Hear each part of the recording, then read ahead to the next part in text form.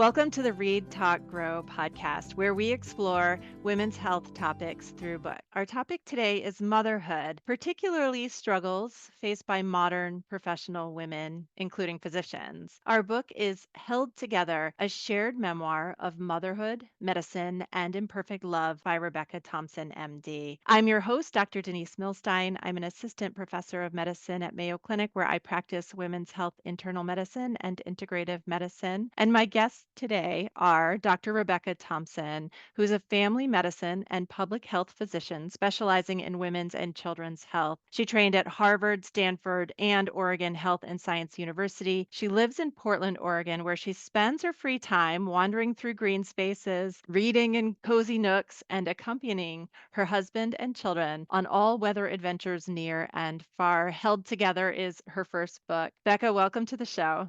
Oh, thank you so much for this opportunity. Great to be here. Our second guest is Dr. Molly Kraus, who's an associate professor of anesthesiology at Mayo Clinic in Arizona. And while being incredibly accomplished in that aspect of her career, has also been a staunch advocate for women in medicine, particularly around fertility, pregnancy, and support of mothers. Molly, welcome to the show. Thanks for having me. Held Together is a braided narrative of many women's stories, including Rebecca's own of her pregnancies and experiences with some terrifying and often rare medical conditions, alongside stories of her friends, colleagues, and other women Rebecca connected with to create this book. Okay, you both know how Read, Talk, Grow works. We discuss books that portray health topics in an effort to better understand health experiences through story. In this case, we'll discuss motherhood and many of its complications, particularly how that affects busy and professional women. Becca, tell us how you came to fully put together this beautiful book.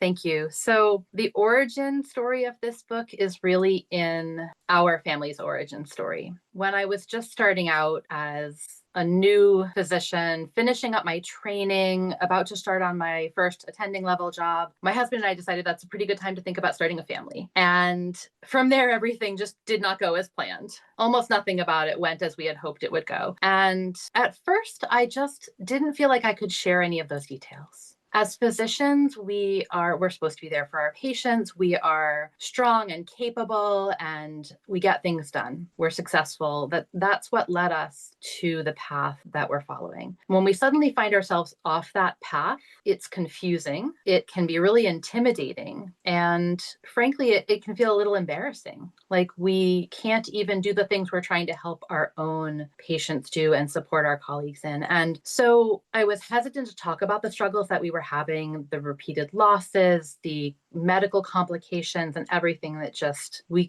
couldn't make right. But over time, there was some kind of a shift where I felt like, well, holding this in has become harder than starting to let it go. And as I started to share glimmers of our story, first with close friends and family members, I found that every person around me had a story they wanted to share. And where I had felt completely alone in these struggles, even if I knew others were going through struggles, they felt like everything was different in ours. I couldn't connect with my friends who were having different struggles. But once I started letting them in, the way that we were able to support each other was just incredible. And so I realized that I wanted to find a way to preserve all of these stories I was starting to hear, and that we could work together to let those stories help others and offer something back.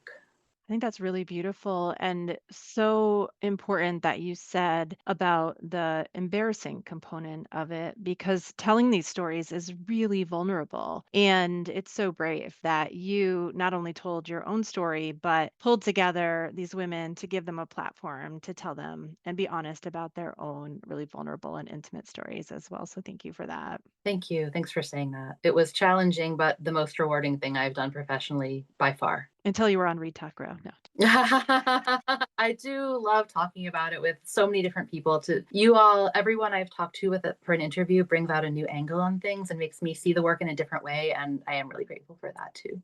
We're looking forward to the conversation. So, Molly, tell us your reaction to the book, and also if you're open to sharing your inspiration for supporting women in medicine through your career as it pertains to their reproductive lives.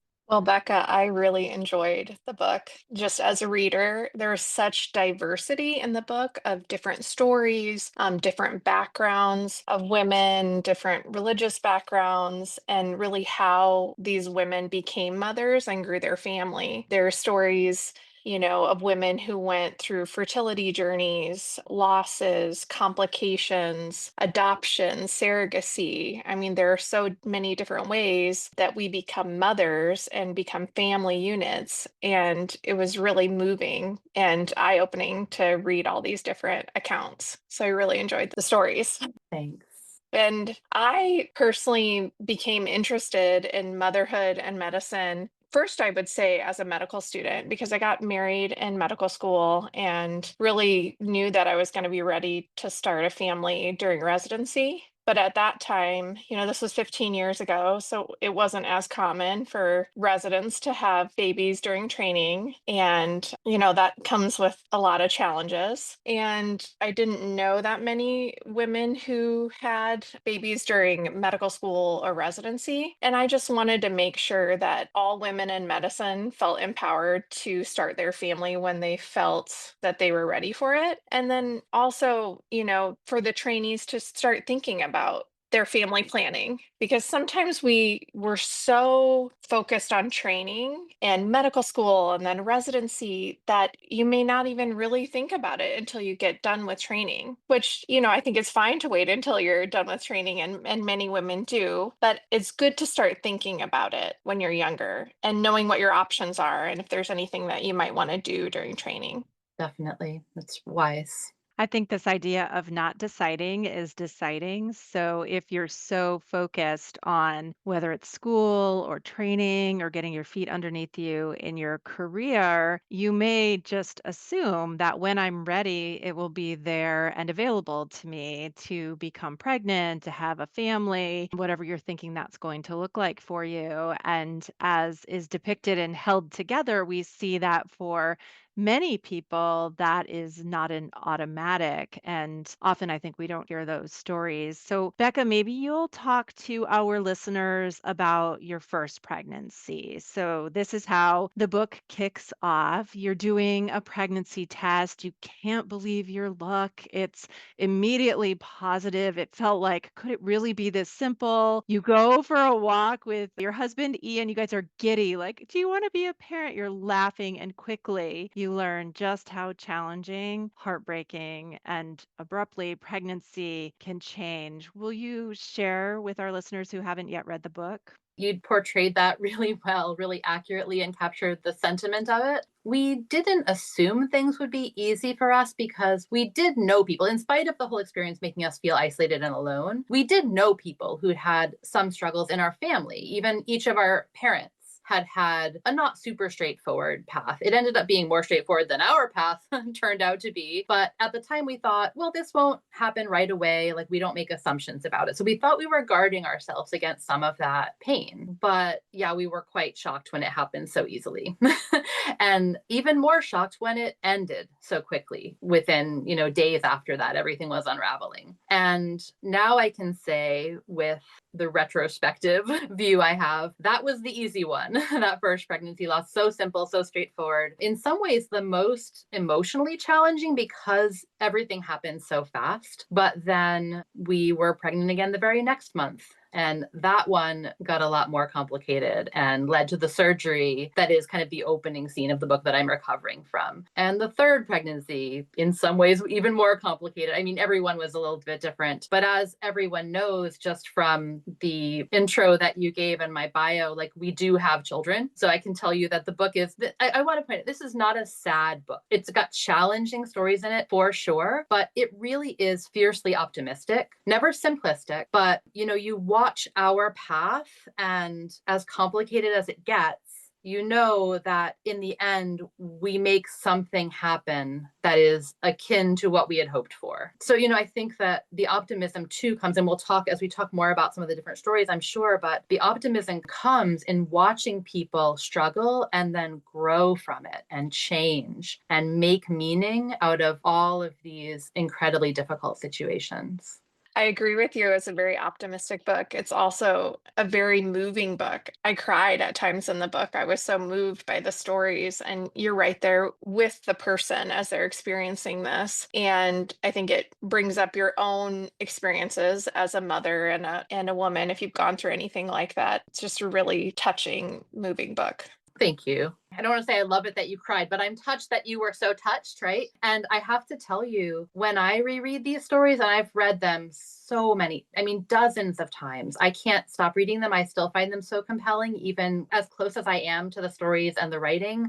They move me every time. I find myself teared up through them all the time when I reread them or talk about them. And I think that's partly because, so as you all know, and those of you who've read it know, this is a shared memoir. It's not just my own story. It does hold the stories of 21 other women as well. And what's unusual, I think, about it, why I've called it a shared memoir, is that it really was a collaborative process. So each of the women's chapters, this is not an anthology. I didn't just reach out to people and say, I'm looking for a story about surrogacy. I'm looking for a story about foster care, about divorce, about infidelity, about IVF. These are just people that I know organically in my life, and a lot of them know each other. And with each of them, I already had a relationship. And that ranged from friends of 30 plus years to patients that I'd only worked with in the past few years and had been getting to know, and colleagues I'd met throughout different stages of my training. And I approached each woman to invite her to collaborate. So each of these chapters, essentially, for the most part, like some people contributed more of their own writing and journal notes and things than others. And some people contributed quite a bit of their own writing. But each of the chapters was really, the foundation was oral history in working with the women, talking with them, recording everything, and going back and forth over many iterations over several years for each chapter. The whole book took just over a decade to write, but each chapter had many iterations where I would take the recorded histories that we had, transcribe them, try to write the chapter in her words, using her, trying to channel her voice, use her voice, and present it back to her and say, what did I get wrong? How about in this part? Could you tell me more about that? What were you feeling? What details did I miss? And so while I'm presented as the author, and yes, I sort of wrote these stories, I really feel like I'm shepherding them for these women. And I still feel just as moved when I read them as if I'm hearing them for the first time. Yeah, they are really such powerful stories. And I liked what you said about them being fiercely optimistic because I do think that when we think about pregnancy, we often see these highly romanticized narratives and images. So many women come into the process just having that as their expectation and are, in fact, shocked that within the joy, there are challenges and unexpected events. And I don't know if you had a chance to listen, but in episode 34, we talked with Danielle Valentine, who wrote the book Delicate Condition, which is actually pregnancy horror, because she was so disillusioned by what she navigated with her pregnancy. The only way she knew how to make sense of it was to write it into her genre, which is fiction, but horror fiction. And what an interesting approach to really see some of these things that she was so shocked by. Okay, Molly,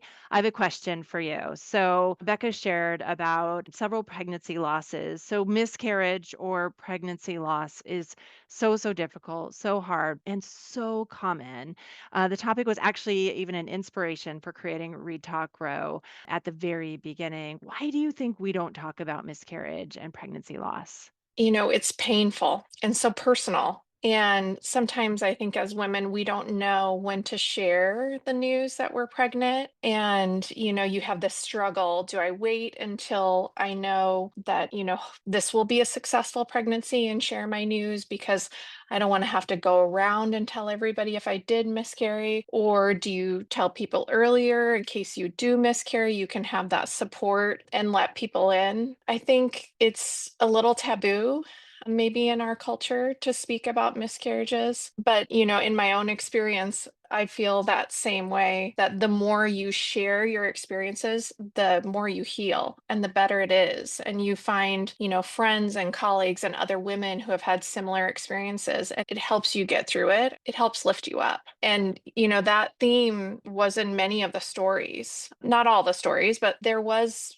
pregnancy loss and multiple stories. And there is something once you've had a miscarriage. I did experience a miscarriage myself personally. It's the second you know you're pregnant, you can't help but think about the future, and you're already thinking about the due date and how old's the baby going to be at Christmas. And, your mind just goes there, even though miscarriage is common, you're early in your pregnancy, perhaps, you should be a little guarded, but you just can't help.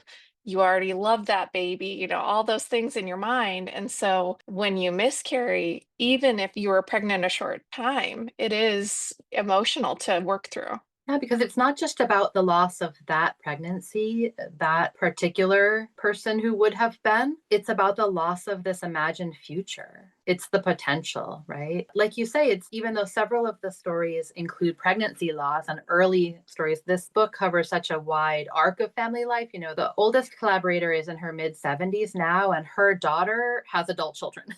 And so, there's a huge range. And I think about how what you've said, thinking about the potential, the future that we lose when we lose something in life, whether a pregnancy or something else, right? It's the possibility and the potential that we really lose. And even stories where there's one story talking about the loss of a spouse. And I won't name it intentionally so that I don't give a spoiler per se, but I will say that that person talks about when her husband died, one of her biggest sources of grief was that they would never have a sibling for their other child. And it was the loss of the potential, the travel they wouldn't do together, the other children they would never have.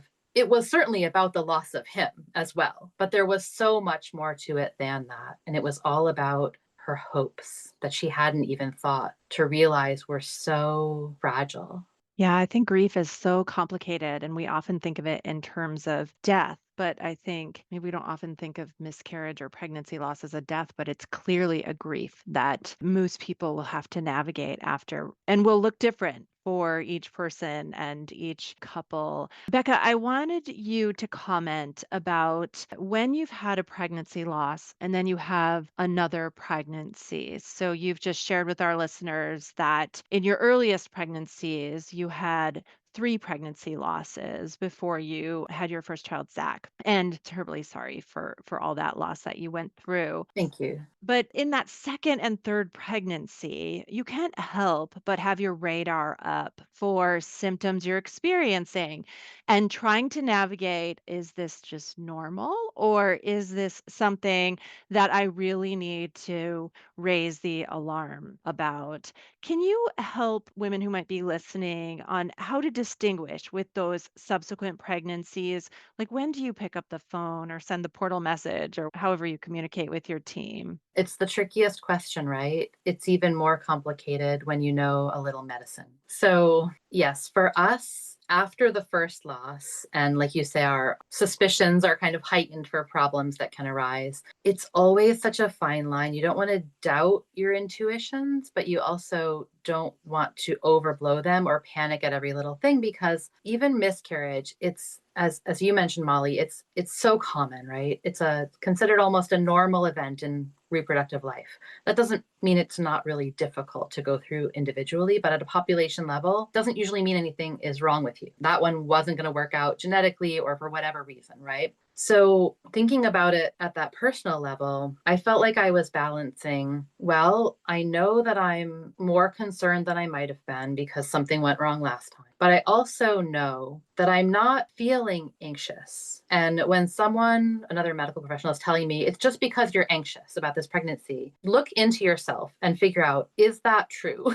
It's easy for people to label, especially women, but a lot of our patients, we label things as anxiety. look inside and say, do I really feel anxious, or is this some kind of intuition coming from some other reason, or some other, is there science, is there evidence behind why I'm worried? Because I felt like that was the biggest way that I was dismissed when I was dismissed. And this is even more of an issue. It came up during the second complication, the second pregnancy loss, when I went to the emergency room and I was worried that I was having internal bleeding, and I was completely dismissed and told I was being anxious, and I was just worried because I'd lost the last pregnancy. And, to the point where I heard the attending kind of talking about this with the residents and teaching them that I was just being anxious. Meanwhile, like, if you look at my vital signs, I was clearly kind of slightly fighting off being in shock.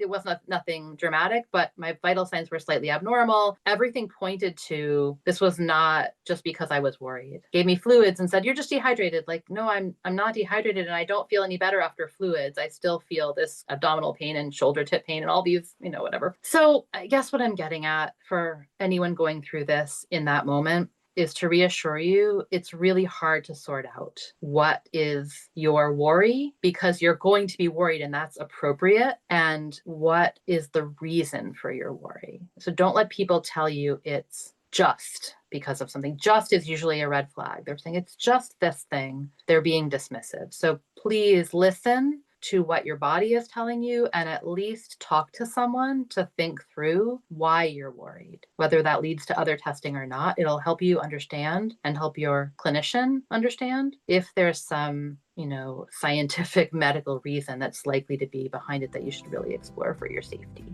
I think that's really phenomenal advice. Thank you so much for that. Hey, listeners, we hope you're enjoying this episode of Read, Talk, Grow. If you find our discussions helpful and insightful, please take a moment to subscribe to and rate Read, Talk, Grow on your preferred podcast platform. And don't forget to tell your friends to listen. Your support will help us reach more readers and those eager to learn about health through books. As always, feel free to drop us a line at readtalkgrow@mayo.edu with suggestions for books, topics, or any comments. Thanks for listening. Molly, I want to highlight someone who played a really important role in Becca's pregnancies, and that's the physician named Devorah, who Becca met when Devorah was a resident. So for our listeners who aren't in medicine, that's a young physician in training, being supervised by attending physicians. Devorah made Becca feel heard and supported, seen, and cared for. Were you equally struck by the wisdom and compassion of this young physician, as well as thrilled to see her story later in the book?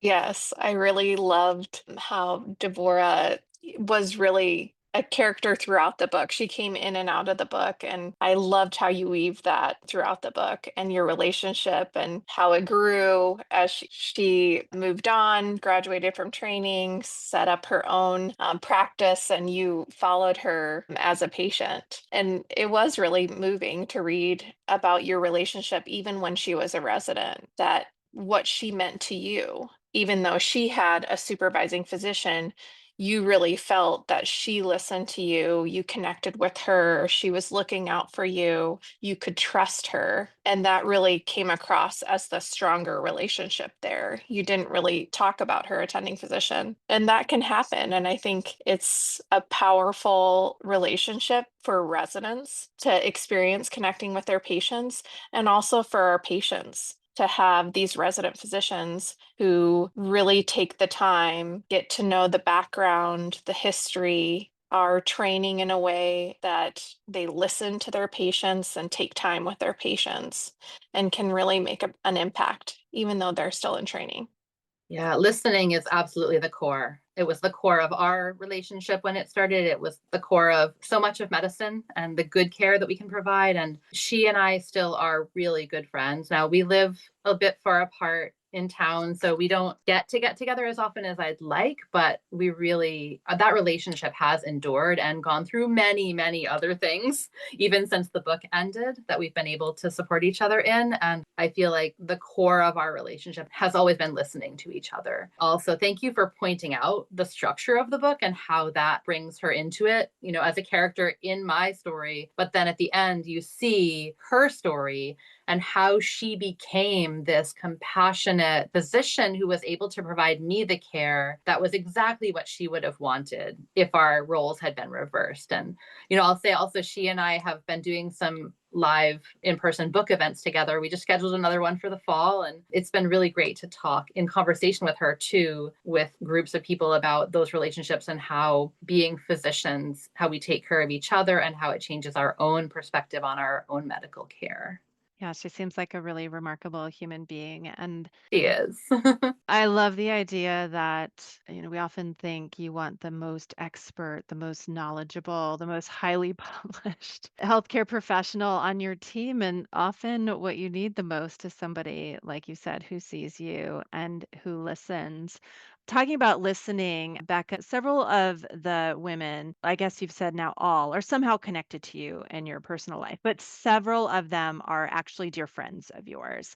And one thing that struck me in their stories is that everybody, at least everybody included in the book, navigated some challenge. But even as a close friend, you didn't know that. You might make an assumption that, well, this person had a successful pregnancy on their first try and carried the baby to term. And as far as you know, talking, of course, about your best friend, and as far as you know, everything's going well. And yet then she's navigating this really severe and difficult colic with her young child. Can you talk about that idea of being so close to people and yet truly not actually knowing their struggles, particularly as it pertains to motherhood? Absolutely. That's such a fantastic point to bring up. And I think that really gets the motivation of writing this book as well, that you truly never know other people's stories. And it even ties back into something you were saying a few minutes ago. While some of these stories, the loss is a death or loss of a pregnancy or loss of a living person, they're not all about death by a long shot. And even these loss of the imagined future that we thought, we were walking toward, even when there's no dramatic visible loss to the outside world, they can bring just as much grief, that we're not having the experience that we'd hoped for and envisioned and tried to build for our families. And when it's not in our control, especially, right? So you're talking about Tess's chapter, and she's been one of my closest friends for, let's see, so since we started med school, more than 25 years now. And when we were both going through such different experiences of becoming parents, we wanted to trade places with each other. We didn't understand how difficult the other person's experience was. And because of that, we just couldn't connect. Even if we'd wanted to, we just were not able to be there for each other. And I think that is one of the things I really hope people get from this book, whether you are a clinician. I think you might get that in a special angle, but even just being a person with a body, hearing these stories and realizing you never really know what people are going through, and having curiosity. I want this book to bring out people's curiosity about what others are experiencing and make fewer assumptions so that they have that foundation for compassion. And I hope that having these kinds of stories out in the world, it helps people feel more patient with each other, and it counters some of that quick judgment that we think either that person, we know what they're going through in a negative way, or that we think their life is easier than ours. We just really never know. Becca, in one of the stories, one of your collaborators at the end of her story really reflects on her current family and what others may see. And I remember her pointing out, when medical students come and see my office and see, my children, they may have no idea what I've gone through. And that really struck me as just exactly as you said, like we really are just seeing from the outside and you make assumptions like they're so lucky, they have a beautiful family, and you think it's one way, but you really don't know. And that story really highlighted ultimately had two beautiful children, but it was a very difficult journey to get through that. Yeah, that story really epitomizes all of these things. That's Eriko's chapter. And another thing about that chapter, and what you people looking at that picture of her two beautiful children at her office desk don't understand, is she is the quintessential example of what you said earlier, thinking about how your training might impact your family planning timeline. And she feels like she waited too long and her career really impacted in a very, I mean, she's grateful for all that she has and her career is going well now. Like it all kind of came together, but it made things really, really difficult for a lot of years. And she very much now advises younger trainees to think proactively about the timing, especially if they want to have children through pregnancy, which is not an assumption. Many people choose other paths. So, not to imply that's the only way. But if they want to be pregnant, to think about biologically how to balance those realities. As you said, Denise, you can't just assume it will be there when you're ready. She's an advocate for that now, too. Well, and Molly, this might be a good point to talk about some of the work that you've done with AMWA, which is the American Medical Women's Association, and really encouraging young female health professionals to think about their reproductive life plan. Yes. So I'm the vice president of Ignite Medicine, which is a nonprofit organization started by Dr. Julia Files several years ago when she recognized that there is this hidden curriculum for women physicians that we could do better educating these women medical students about certain struggles or challenges they may face as women physicians, such as burnout affecting women more than men, family planning, and imposter syndrome, for example, among other things. And so she started this nonprofit organization to work with medical students, particularly women medical students, to discuss this curriculum, to work on coaching, to give the perspective of older women physicians what we wish we would have known when we went through training.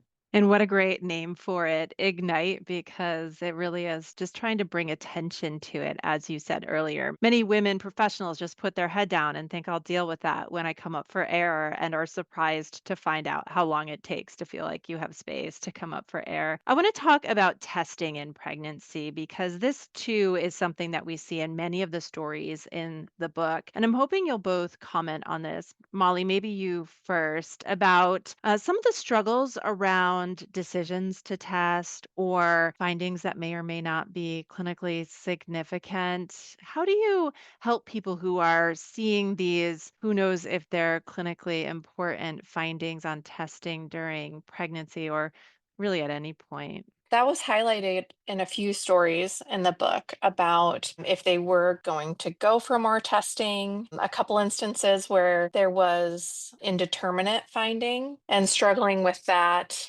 not knowing and waiting for a final test or even the birth of a child at times in the story. And I think we talk about the mixed emotions of pregnancy and growing your family. And I think a thing that comes across is fear also is a normal emotion to experience during pregnancy and labor and delivery, of course. I think it's a personal decision for the patient to decide how much testing they would like to do when they're pregnant, in what level to pursue the testing. But I think their obstetrician would be the best person to talk them through what tests there are and what's the chance that the test is correct or could miss the diagnosis, or what's the chance that the test signals that diagnosis and it may not actually be true. So patients should have a good understanding of the test and how reliable the test is before they make that decision to pursue the test. I just want to double down on that before Becca answers this question, which is for our listeners who aren't in healthcare, you may be surprised to learn that almost all of our tests are not perfect.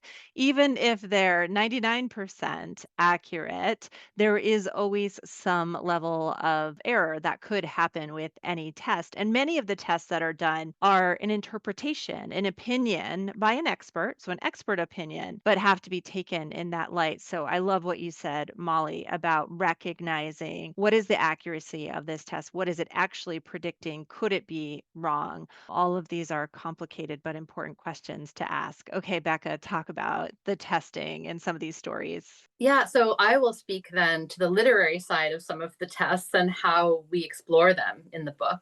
I think one of the things that's really fascinating about seeing different people's experiences with these kinds of tests is you get this sense of a moment when things could have pivoted so differently, these sliding door moments. What if my life had gone this way, but instead it went that way? And that's part of why, these chapters are organized in a very intentional way, in which stories are next to each other and which ones are at which points intersecting with my own, because they have common threads. And the reader then can see one example of when a test goes a certain way, what a family does with that information, and when a test goes the other way, how it affects the family going forward. So another really interesting thing, this isn't delved into in the book, but overall, I hope that we've conveyed a little bit of sort of medical history, and you see how different tests and different technologies change over time with, and even just adoption laws and things like different technologies and regulations, right? But in this case, you see when I'm pregnant for the 5th time, getting a test, a certain test with kind of early pregnancy testing, ultrasounds, kind of a soft marker finding abnormality in ultrasound and saying, well, let's do these other tests and see a more invasive test to see what we think is probably the truth, again, knowing it's not perfect. And it turned out to be my daughter. My daughter and I were actually part of a study developing blood testing, maternal blood testing, based on the CVS, the chorionic villus sampling invasive test that we had during pregnancy with her, to correlate, can you just look at mom's blood rather than doing an invasive test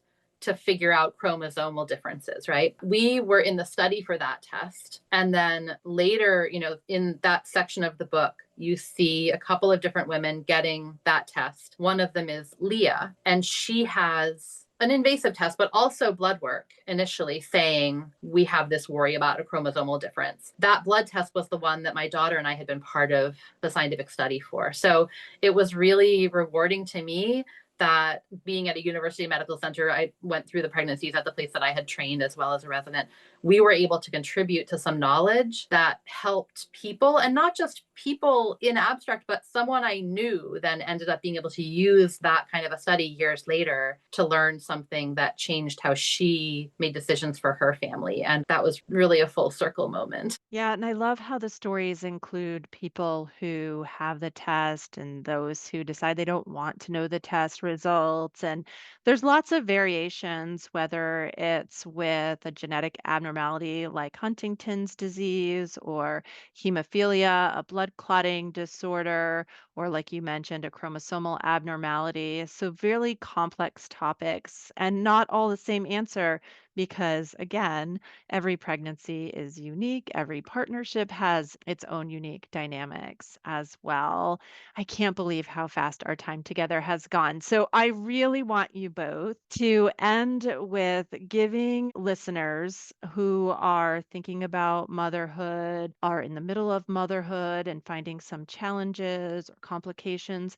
What do you want them to walk away with from this conversation and from reading the book? Molly, do you want to go first? And then we'll close with Becca. What I really took from the book and that I hope listeners take from this podcast is, really my opening comments about the diversity of this book and these experiences of women and how they grew their families, became a mom, that there are all sorts of ways we make our families.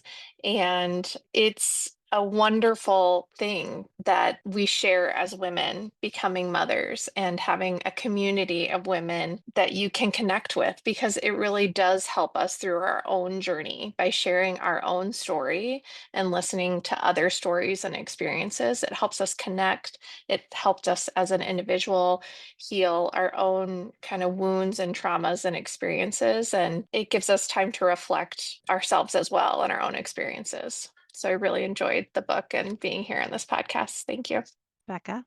I think the thing that I would most like people to know about the book is that I see it as an example of the universal in the specific. So in every story, you see just ordinary women going about their lives, making decisions for themselves and their family.